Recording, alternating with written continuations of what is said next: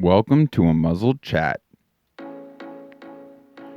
Hope everyone had a lovely Turkey Day and have an awesome weekend.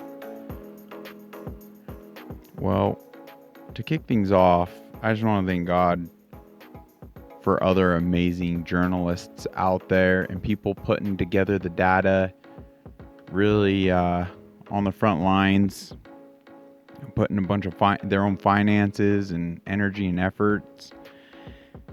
As I'm listening to this more recent episode from the Stu Peters podcast, wow, I'm just realizing I'm just so limited here. One man band. My gosh. Considering maybe adding a Venmo or Cash App. Hopefully get the financing behind this platform to get more research and facts and talking points. And as I'm listening to this episode, man, there's just so much good information coming out of it that I won't even do it justice. So let's just call this connecting the dots. Like, is it possible that our hospitals were the modern day ovens, kill camps, that the actual protocols throughout this pandemic were not on behalf of our health and wellness at all? Is it possible? Now, I know a lot of listeners, they know the answers to this. I mean, my question is for a lot of folks, well, what are you doing with that information? Are you sitting on it?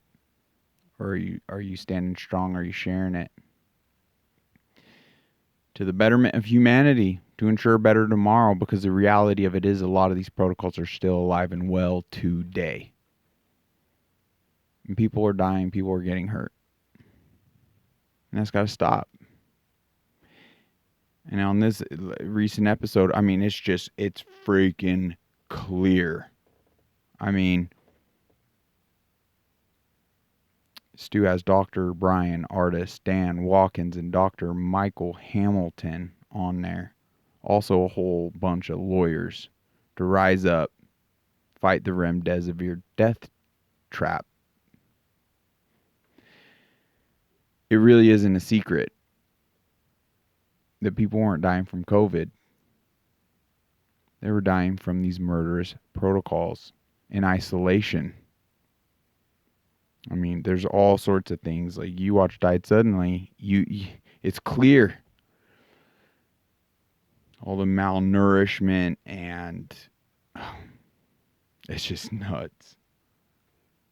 So I won't even do it justice. I just want to play some clips here. Like, is it possible?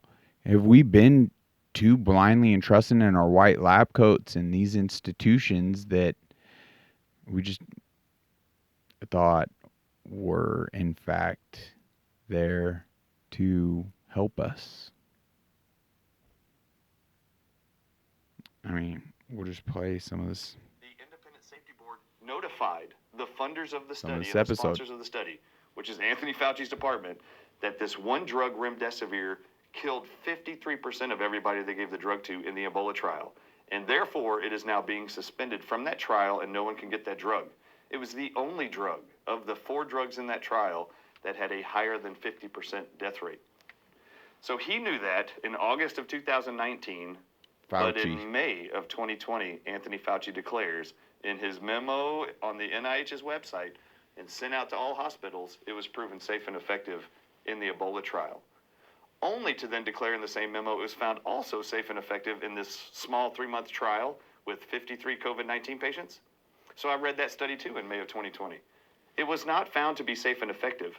Gilead gave remdesivir for 10 days to 53 people with COVID-19 from around the world. And the company that makes the drug said what they found was 31% of everybody they gave the drug to for 10 days developed these serious adverse events. Now, for those at home that don't know what that means, in a research study, they have what are called adverse events and serious adverse events. The difference is serious adverse events, that are abbreviated SAE, that means life-threatening symptoms. These were the 4 things that 30% of everybody experienced on that drug in those 10 days. Multiple organ failure, acute kidney failure, septic shock, and hypotension. And then 10% there's so much information. We got to pull our heads out of the sand. hold some accountability and put in some proper checks and balances. The reality of it is it's just the world we live in, right? So let's do our part. For those that aren't aware, check out this episode. Check out Died Suddenly. Do your due diligence. We can't just buy. It's healthy to question things and look into it to ensure, like, oh, this hasn't been corrupted. Like, follow the money. Oh my gosh, I could pretty much just play any portion of this episode. But let's round this mark. They actually gave all their citizens vitamin C for free to combat the pandemic. Do you know that right now in the United States of America, 3 years later, the United States has the most deaths worldwide from COVID-19. They were poisoned by remdesivir, by the way. That's how they killed them. It wasn't COVID. So they were drugged to death, killed to death in hospitals, then lied and bribed coroners with an incentive to write down COVID-19 was the cause of death in America. 1.7 million deaths in America. Do you know how many people today have actually been listed and actually died from COVID-19 pneumonia in China that has a 1.4 to 1.7 billion people in it? A lot more than here. 5,000. How is it possible they only had 5,000 people die and we had 1.7 million? How can they say that anybody died with COVID-19 if we've never been able to identify a virus in any patient on any surface? There we go, Stu. We should talk about that, actually. Yes. It has never been isolated. We should talk about that. And they do. And they dive into it. I mean, there's... Let's see this point. Because there was an incentive for not only the hospitals, but also the state funding that came with incentives. The remdesivir protocols. Yeah, I can't speak to why they were doing it, but I'm a big fan of follow the money. Mm-hmm.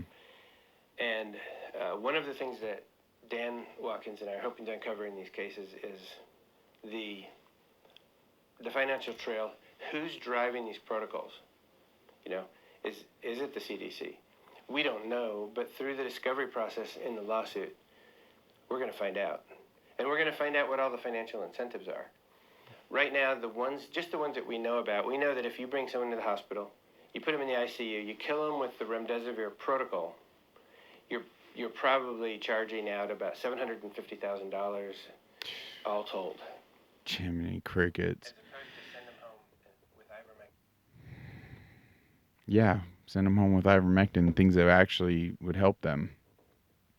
Yeah, it talks on like how China, with 5,000 reported deaths, with a way higher population than America, like it doesn't even compute, guys, if you think about it. But they were getting free, all the citizens, like vitamin C or D3 or something along those lines, like things that actually help the people, not this murderous protocol. Why is it remdesivir ended up the number one protocol when it epically failed its Ebola trials? How is this not common information? Once again, it just shows the level of importance of sourcing your information in information age. The war machine, traditional news, mainstream news, they don't freaking care about you. They weren't advertising vitamin C and those things. So it's still a problem. And we can't just sweep all this under the rug. We need to do our due diligence. It's just the world we live in, guys. Let's do what we can. Let's not be so self-serving. Let's share this information. And there's so much of it. This is not even the tip of the iceberg. There's so much information out there. And Stu's very passionate. I get that a lot of folk don't really resonate with him because he's boldly saying some things and very passionately saying some things. So, okay, check out Dan Bongino. Check out Charlie Kirk. I mean, the Patriot list goes on and on and on. Check out these different sources. Let's be excited to do this. Let's be excited to unite and do all this together. can't all be deleted. But together we can ensure a better tomorrow. Darn it, let's do that. Let's do just that. We should question all this. Because it's not just our medical institutions. It's not just the health organizations. It's not just the education systems. And it's not just politics. There's a lot that we should question, have these conversations, get to the bottom of things, and ensure things are operating to the betterment of humanity and our futures. And forget all these labels getting thrown on freaking everything. Like, what? Let's have adult conversations. My goodness. I could sit here and do all the show prep in the world, but I wouldn't be keeping up with everything. So we got to utilize all the information at our disposal and can't rely on any given single source for everything. And you shouldn't take my word for it, anyone's word for it. Just do your own research. Be excited to do so on behalf of your loved ones. We can all do our part. Let's do just that. Bless you. I love you guys. Thanks for your time. Thanks for your support. Thanks for your shares. Thanks for everything. Thanks for checking out our partner here, Black Eagle Apparel. We'll do a plug in the descriptions there as well. But be sure to click this link. Check out this episode. And there's so much more. But let's start connecting the dots. It doesn't take any rocket scientist. But let's start getting health back, and a quality of life back, and a future and freedom and a thriving world worth living. We could do this. Bless you guys. Till next time. Take care.